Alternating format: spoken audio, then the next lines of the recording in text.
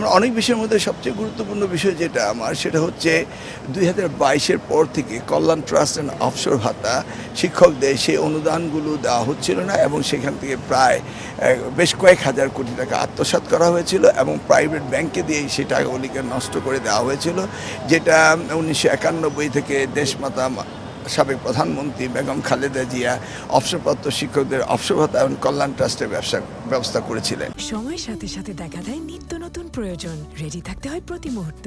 তাই এলো ইনোভার, যেন আপনি লাইফে থাকেন রেডি প্রতিদিন। Innova, designed for now. সেই জন্য আমরা ওনাকে বলেছি যে আমরা একটা থোক বরাদ্দ পেয়েছি এবং আমাদের কাছে যে অর্থ সংকলন রয়েছে সেটা দিয়ে আমরা এই সমগ্র শিক্ষক যারা রয়েছে তাদেরকে একটা শুরু করব তাদের এই অবসর ভাতা এবং এই কল্যাণ ট্রাস্টের, সেটার ব্যাপারে ওনার সাথে আলোচনা করেছে এবং উনি নির্দেশনা দিয়েছেন যে অতি শীঘ্রই তাদের টাকার ব্যবস্থা করতে হবে, কারণ শিক্ষকরা অবহেলিত থাকবে, এটা হতে পারে না। টিচার্স ট্রেনিং সম্বন্ধেও তিনি জানতে চেয়েছেন, কারিগরি শিক্ষা ডেভেলপমেন্ট সম্পর্কে জানতে চেয়েছেন, আমাদের বই ছাপানোর ব্যাপারে জানতে চেয়েছেন, বিবিধ অনেক বিষয় রয়েছে। তবে আমরা এই দু একদিনের মধ্যে একটি প্রেস কনফারেন্স করবো আপনাদের সাথে, ইন ডিটেলস আমরা বলবো। সেটা আমরা শুরু করেছি কাজ, আমরা যে কোনো সময় মাসখানিক সময় লাগবে, তারপর আমরা একটা আনুষ্ঠানিকতার মধ্যে দিয়ে তাদের আবার পুনরায় 2022 থেকে যে পাইনি তাদেরকে আমরা আংশিক দিয়ে হলেও শুরু করব।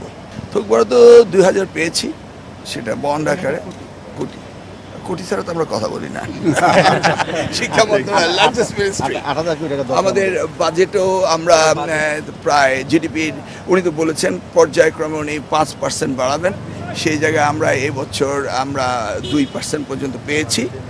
আমরা চেয়েছিলাম 3.5, তিনি বলেছেন আস্তে আস্তে আপনার প্রজেক্ট তৈরি করুন এবং সেই জায়গায় তিনি সবচেয়ে বেশি অগ্রণী ভূমিকা দিচ্ছেন শিক্ষক টিচার্স ট্রেনিং এবং শিক্ষার মান উন্নয়ন কীভাবে হবে এবং কারিগরি শিক্ষাকে কীভাবে আমরা দক্ষ মানব শক্তি তৈরি করব, সেই ব্যাপারে উনি ইন্ডিভিজুয়ালি প্রজেক্টগুলো জানতে চেয়েছেন, কী কী জায়গায় আমরা এই টাকাগুলো ইনভেস্ট করব সেটা ইন ডিটেলসেরই খোঁজ খবর নিয়েছেন। তবে এই বছর আমরা 2%-এ চলে এসেছি বাজেটে। গতবার তো 1.69 ছিল, তারপর শুভঙ্করের ফাঁকি ছিল, রূপপুর পারমাণবিক কেন্দ্র, আইসিটি সব মিলিয়ে করেছিল। আমরা অ্যাবসলিউটলি আমাদের শিক্ষা, primary education, secondary education, tertiary এডুকেশনই এবং মাদ্রাসা এডুকেশনই আমাদের এই বাজেট জিডিপি 2%।